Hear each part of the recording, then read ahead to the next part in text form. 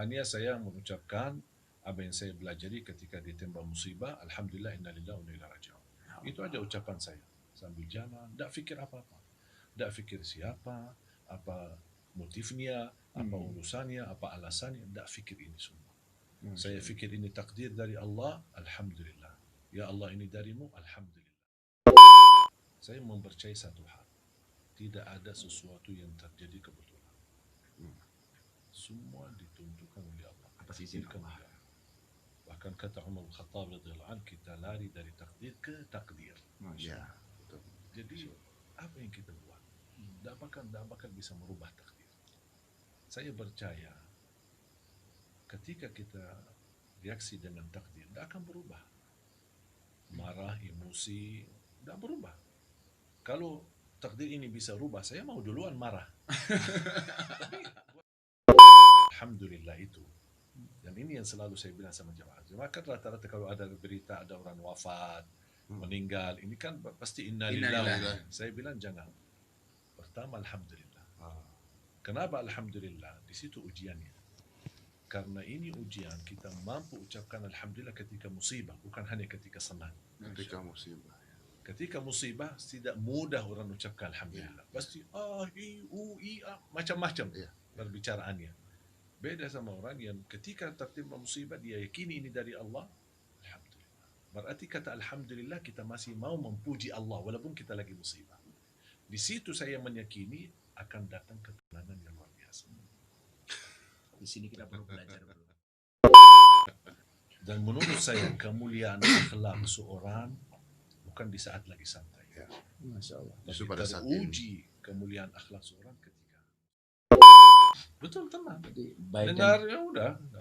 Kalau dipuji alhamdulillah nikmat dari Allah. Allah yang menggerakkan lidah mereka memuji saya. Kalau dimaki Allah takdirkan ujian. Sudah selesai. Tidak ada satu kata keluar dari mulut orang kalau belum diizinkan oleh Allah. Kita harus bisa belajar pasrah diri kepada Allah. Jangan kita hanya berbicara seperti di iftitah kita. Salat. Qul inna salati wa nusuki wa mahyaya. Kita melihat cara orang. Sekarang saya melihat Mas Dedi ada misal sebuah kesalahan. Kalau saya datang, niat saya menegur kesalahan itu sudah salah. Itu sudah salah. Kalau sudah menganggap diri menegur kesalahan orang, berarti kita merasa diri lebih mulia daripada dia. Jadi harusnya gimana?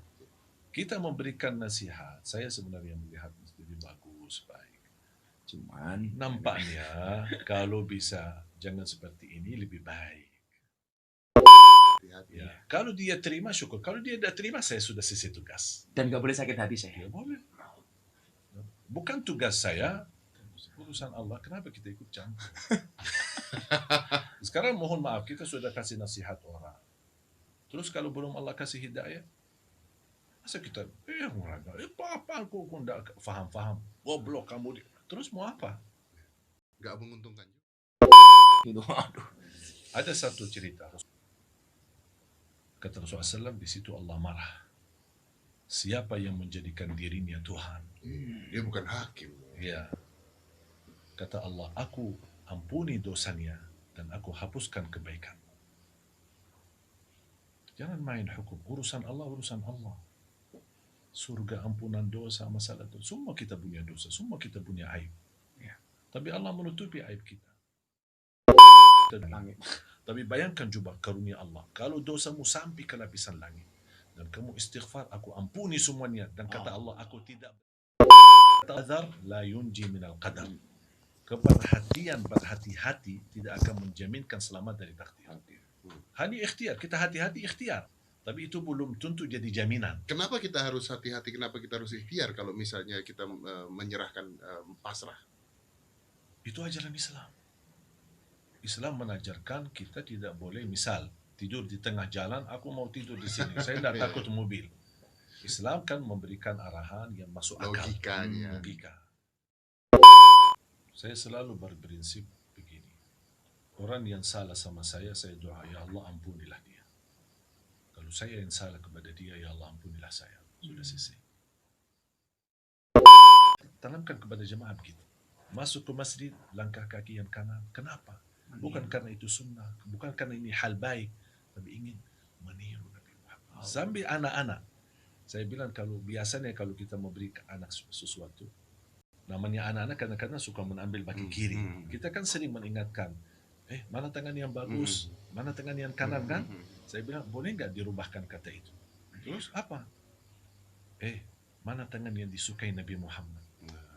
Supaya anak kita dari kecil tertanam segala perilaku dia adalah meniru Nabi Muhammad. Walaupun dia tidak kenal Nabi Muhammad siapa. Ya, ini kan sebenarnya Kita selalu tanamkan. Saya tidak peduli perilakumu, itu urusan kamu sama Allah.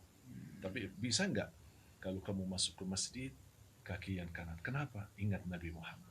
Jadi saya ingin masyarakat ini menghidupkan Nabi Muhammad di hatinya. Nabi Muhammad sudah wafat 1400, tapi bagi saya Nabi Muhammad masih ada di hati. Saya melangkah Nabi Muhammad, makan Nabi Muhammad, wudhu Nabi Muhammad, berbicara Nabi Muhammad, berakhlak Nabi Muhammad, berpakaian Nabi Muhammad. Hubungan saya bersama non-muslim Nabi Muhammad.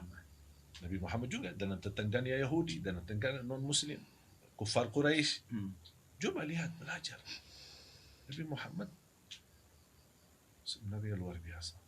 Saya hanya ingin, ya mudah-mudahan kalau Allah izinkan saya dengan bisa meniru Nabi Muhammad SAW, saya selalu berdoa, ya Allah, mudah-mudahan saya bisa bertemu beliau dan bisa mendapatkan syafaat.